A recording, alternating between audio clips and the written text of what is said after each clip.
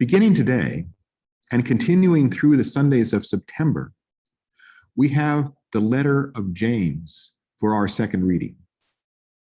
James is a fascinating letter, an important letter, but it's not one we read very often. This is unfortunate. It has a great deal to teach us. The James that the letter refers to is almost certainly the man that the Gospels identify as James, the brother of Jesus, also known as James the Just. After Jesus left, James became the presiding spokesperson and leader of the growing community of believers in Jerusalem, which was then as much Jewish as it was Christian. James is described in Acts as going often to the temple, for example. And yet, in time, the differences between the groups grew too great, and James was stoned for his belief somewhere around the early 60s AD. The letter was likely written in his name by followers some 20 to 30 years later. It is a profound letter, deeply wise. And yet, the Protestant reformer Martin Luther hated it. He called it a letter of straw. And many believe he would have removed it from the Bible entirely if he had been able. Instead, he moved it to almost the end of the New Testament, where it still is in the German Bible. And why did he hate it so much? Well, as we know, Martin Luther is famous for his conviction that salvation comes through faith alone, not in what you do. As Luther put it, salvation depends on faith, not works. The thing is, the letter of James makes it clear that it's not that simple. As it says in next week's selection from James, faith without works is dead. You can see why Luther hated this letter so much. It made it clear that his teaching was much too narrow. But what then does James actually advocate? Well, let's begin to see what it is from today's selection. James writes today, quote, "Every generous act of giving with every perfect gift is from above, coming down from the Father of lights. In fulfillment of his own purpose, God gave us birth by the word of truth, so that we would become a kind of first fruit of his creatures. You must understand this, my beloved," he continues. "Let everyone be quick to listen, slow to speak, slow to anger, and welcome with meekness the implanted word that has the power to save your souls. But be doers of the word," he goes on to say, "and not merely hearers who deceive themselves, but rather look into the perfect law, the law of liberty, and persevere, being not hearers who forget, but doers who act. They will be blessed in their doing," unquote. That's what James says. In effect, he's saying that God gave birth to us by the word of truth. So be quick to listen. And don't just hear the words of faith, but act on them. Act on them according to what he calls the law of liberty. The law of liberty. Now, there's a fascinating phrase. Law of liberty. It seems like a contradiction in terms, doesn't it? We think of laws as things that restrict freedom, and yet this is a law that sets us free. What sort of law is this?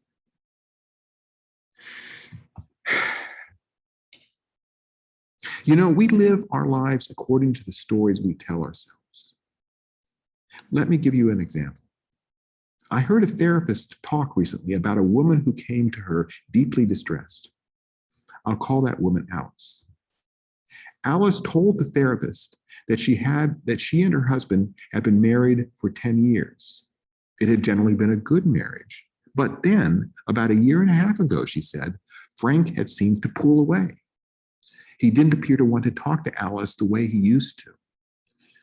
Not only that, He now seemed far less interested in being intimate with her, mostly turning away from her at night. These two changes alone had worried and upset Alice, but recently had gotten worse.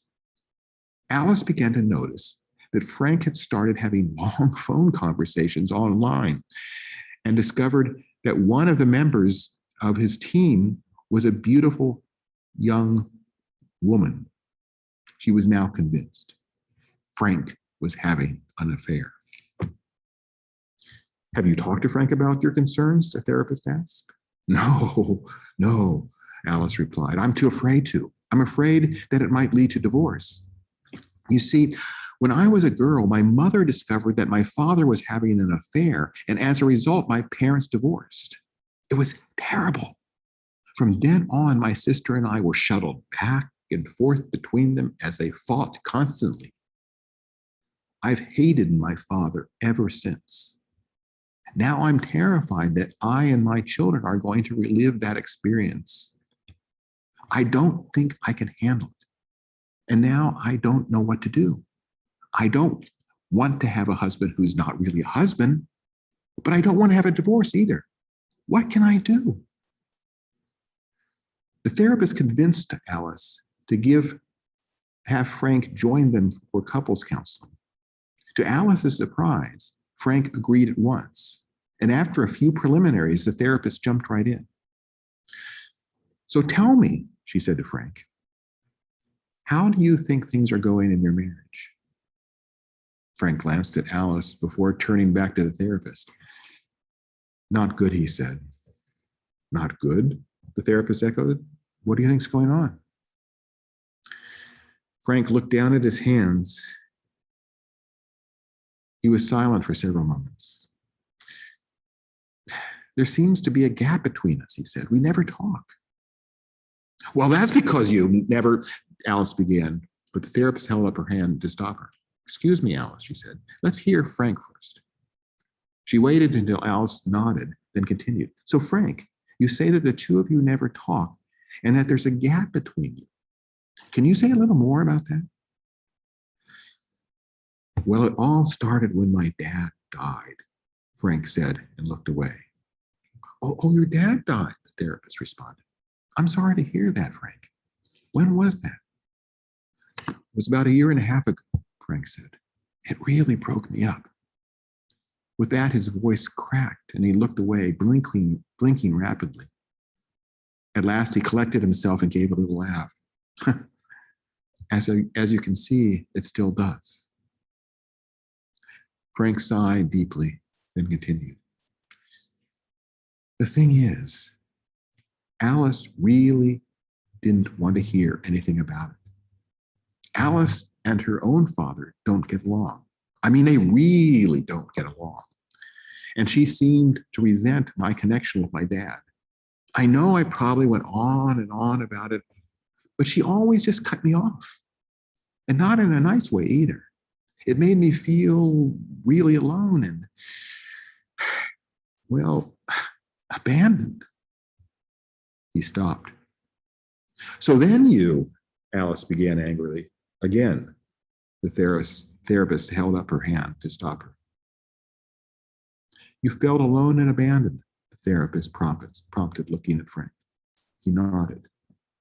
I have to say I resented it. She just felt so distant. I couldn't really approach her. And slowly things seemed to fall apart. I mean, I know that she hates her own dad, but does that really have to stop her from giving me a little sympathy when I lose mine? Is that really so hard? You know, I've got a friend at work, John, his name is, whose dad died too. He and I sometimes talk in the evening. It really helps. But why can't I get that kind of support from my wife? There it was. This was a very different story than Alice had been telling herself. Frank hadn't pulled away from Alice. Alice had pulled away from Frank, pulled away when he most needed her, and things had spiraled down from there. But Frank wasn't having an affair. He was just getting support he needed from a male friend at work. We all live according to the stories we tell ourselves. And when they're not accurate, they get us into trouble. That's why it's so important that we get the stories right. And what is our story? It is, as James tells us this, that God gave birth to each of us by the word of truth. That is, that each of us carries within him or herself the spark of God. In other words, we are all children of God, all tied together, all intimately connected to God and to each other. This is the story we live by. This is our basic truth. And it is because we know this truth that we are able to live according to a law of liberty, as James describes it, a law of freedom, which is another way of saying a law of love. It is a law of liberty because it really is no law at all, but rather a spontaneous outpouring from God within us. There are no shoulds here. Nothing is imposed from the outside. We treat others with compassion and kindness, not because we're told to do so, but as a natural expression of the story that makes us who we are. The story that lets us know that we can love and trust our fellow human beings because they are like us.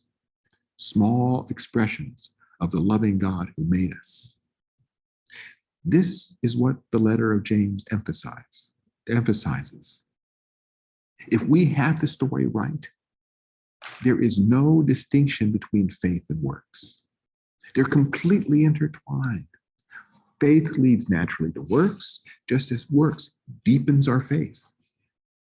When we trust God, we love God. And when we love and trust God, we love and trust those around us.